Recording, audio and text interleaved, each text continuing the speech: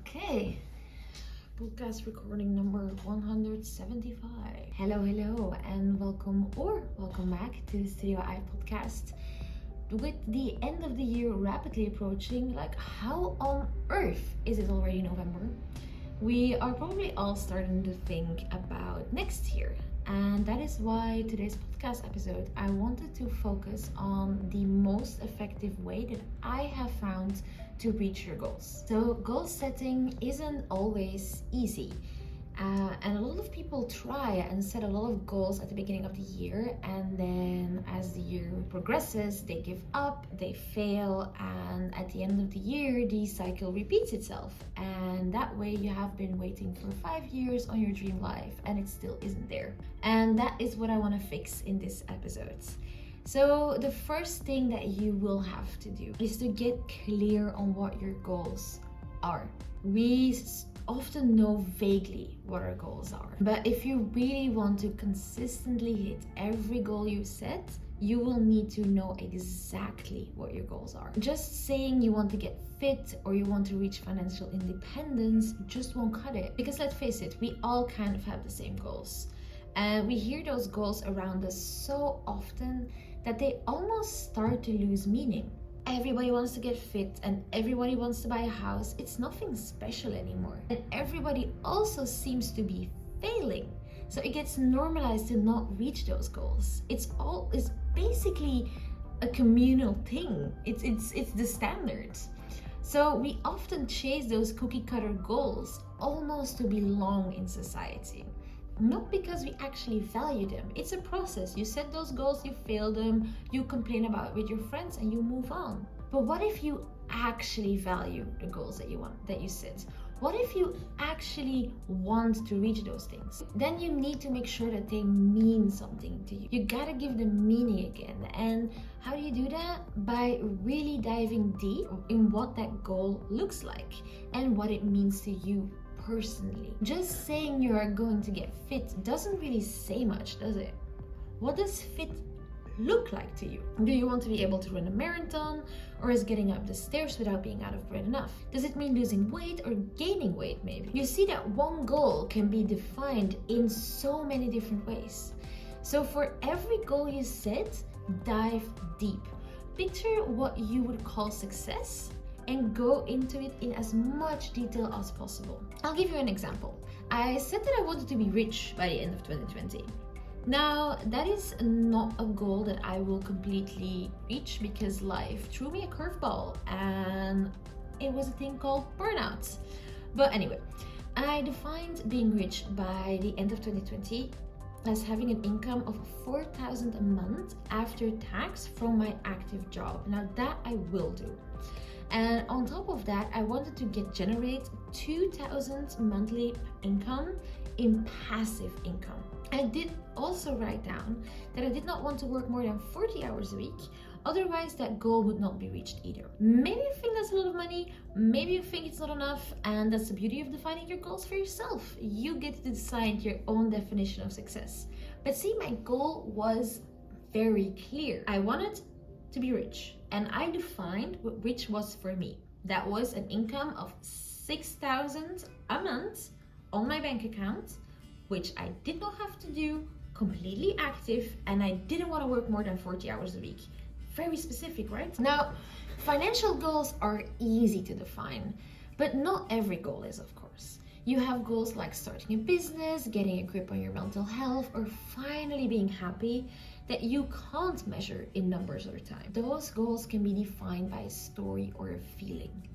If you want to start a business, create a vision for what you want your business to look like in a few months or a few years. That way you can define the measurable goals within the thing that you can't define. Or when you say that you want to be happy, define what feeling happy looks like. What feeling are you chasing and what makes you feel that way? This way you can again take action on things that make you feel happy, not just forcing your mind to be happy. So by defining those things that seem undefinable in the beginning, you can again create really concrete things to work towards. And that actually means defining success.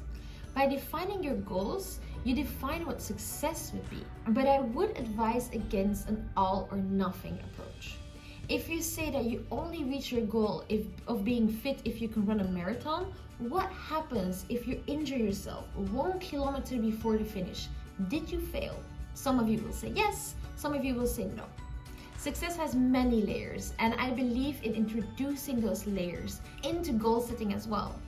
Instead of setting this one rigid goal, you can define what is okay, good, great, and amazing. Let's take an example of running again. Instead of only focusing on that marathon, what if you introduce the layers of success? Being able to run a 5K is okay, 10K is good, half a marathon is great, and the whole marathon is amazing. Or if I wanted to divide up my goal of being rich, 2K would be okay, as that is the minimum to survive. 3K would be good, 4K would be great, and 6K would be amazing. And this not only makes your goals less overwhelming, they also reduce the risk that you fail and never try again. Failing can be detrimental to your motivation, and if you always strive for the best outcome, you might fail more than you succeed. If you celebrate the good and greats, it will keep you motivated to keep working towards that amazing. Now, do realize that when you are building your dream life and you're setting goals, you might fail. And failing is okay. But it's about making a balance that you have more success than failures to keep yourself motivated. But before we move on to actually taking action, it's useful to divide goals up into two categories: mountain goals and habit goals. Mountain goals are goals that require multiple different actions stacked on top of each other, and they can feel incredibly overwhelming and impossible to reach. Think of starting a business, building a house, quitting your 9 to 5, or starting a family. They are big and they need to be divided up. Then you have goals that are already habits: reading every day, working out every day, meditating or journaling, and so on. Now, many of these actually do lead to a mountain goal, like working out every day will get you fit, but we just don't define them that way. Journaling will help with your mental health, but you probably don't put having good mental health on your goals list. You're probably gonna put journaling every day. And some goals you just do because they bring you happiness, and they don't lead towards a bigger mountain goal. Like they are habits and nothing more. Like things like reading or keeping up with other hobbies, those habits can't really be defined by success, and that is totally okay. Some things are just for fun, and the success that you might get out of it is just being happier. Some things that seems to get forgotten in the goal setting corner of the internet is that you can't just hop on top of your mountain goals. You can't say that you want to run a business and start today and have your business tomorrow. I see this advice way too often. Just write it down, set your goals, and the good things will come to you. And it's just not true. This is also why I don't really believe in manifesting. I mean, some people get it right, that if you manifest, you also need to put in the work. But a lot of people don't. And I do believe in setting intentions and creating a vision, but you got to put in the work. There are no hacks or shortcuts to reach your goals, only hard work. But that hard work also prepares you for what's waiting for you at the top. Believe it or not, but you might not be ready for your goals yet. Imagine you set a goal to become the CEO of the company you work for now. Imagine you would become the CEO tomorrow. You don't know how to do that job. You have to put in the work first. You have to learn how to be that CEO. And that goes for most of the mountain goals, actually. The journey is part of the goal itself. You need the journey to reach the goal. You can't skip it, and you gain nothing from skipping it. You might just tumble off the mountain. So you can't jump up a mountain. You have to climb it. But it's also a journey that you can't hack. So a lot of people realize that they can't just jump on top of the mountain, but then they want to hack it. And way too many people set off on their journey without a map. They head into the forest at the bottom of the mountain. They take the first path that goes up, not knowing that it actually takes you around the mountain 5 times. The difference between reaching your goals is carefully planning your way up the mountain so you don't get exhausted. It's knowing which route you're going to take, where you will rest, and the best part is that if you have a map of your mountain, you can reroute at any time. You can adjust, you can pivot because you know where you're going and you know where that road will lead you. To create your roadmap toward your goals, I use something called reverse engineering. I mean, I didn't invent the reverse engineering thing, but I like the term. So I know you know where you want to go. And then you're going to look into every single aspect that needs to be completed before you can have what you want. This can be a linear process, but sometimes it isn't. If you want to run a marathon, for example, you will have to complete different training programs and eventually you will get to that place. That is a linear process. So you list out all those steps and they will kind of look like a ladder. But for other goals like building a business, you will have to do different things that then eventually build up to move forward. Think of it more like a pyramid instead of a ladder. You will have to build a base and then you go up and you go up and you go up. And then I use mind maps for my to-dos to visualize all those little steps. So you have to create a website, your products, fill out legal information, work on your marketing. One thing does not lead to the next, but completing all those things will then eventually help you climb that mountain. Like I said, it's more of a pyramid. And if you are struggling to kind of piece that mind map together, I actually have a free download that you can use. I will put it in the description. It is a piece of my Create Your Dream Life workbook.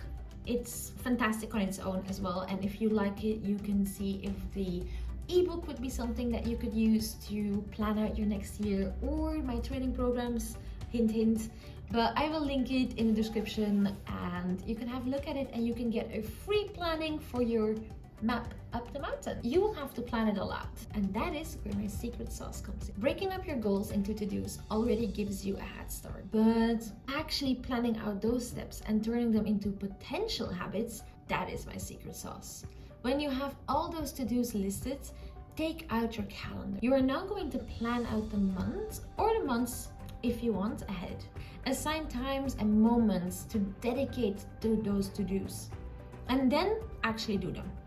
Set reminders and treat it as a priority. If you really want to build that dream life, if you really want to have it, you gotta make it a priority. And your brain isn't used to doing that work yet, so it can use all the support that it can get. Plan it in your calendar, the reminders, rewards after you've done it. Really work with your brain here. Don't assume that you will have the motivation when it comes to it. Plan it out, because if you plan it all out, it will become very easy to reach your goals, because the only thing that you will have to do is these really small daily things. You don't have to think of the big goal all the time because you know you are taking care of it day to day. Some of these daily actions will even turn into habits over time, making them totally frictionless. It's setting yourself up for success every single time by focusing on the smallest action possible. I'm sorry that it's not super exciting and fun advice to go step by step. I mean, but I'm going to bring up the mountain analogy one more time. It's something that my therapist told me. Those who consistently take small steps forward will reach these destinations way sooner because they are walking up the mountain at their own pace. They know when to take breaks, they take time to redirect, and you won't get exhausted. You might get a little tired from time to time, but you won't collapse. And that is exactly what the people who start sprinting up the mountain without a plan do. They start sprinting, they collapse, roll back down, and are often way too tired to even start climbing that mountain again for a long time, maybe ever. I used to be the sprinting type, and nothing ever happened for me. Then I started planning and structuring and slowly walking up my mountain, and I have done more in 6 months than I have in the previous 5 years. It's insane. So trust me, the slow pace works, and it might feel slow, but think of it. If you take daily actions, you're actually doing a lot. Even if it's small things, you are actually doing quite a lot. Because those people that have those bursts of energy of sprinting up their mountain, they probably do less overall than you doing those daily things to build that dream life. And then I do want to acknowledge that sometimes even the walking up the mountain can get hard. And that is what my last tip will be about eliminating resistance. See it as having good equipment to hike up your mountain. So you're already hiking pretty slowly, but you got started, and that is one of the hardest things to do, and especially when things aren't a habit yet. But that good equipment will make sure that the walking goes even smoother. So by planning out your goals and habits, you already eliminate a lot of resistance because you don't have to decide when to do certain things. Sometimes that might not be enough, and we can go even further in preparing for success. And that would be to make everything as easy as you possibly can. When you are dreading a task, there is often a reason for it. Me, for example, I never went to the gym because I just couldn't be bothered with actually going there. It was not the working out that was the problem, it was the going to the gym. And now I run, and that I do because there is no commute involved.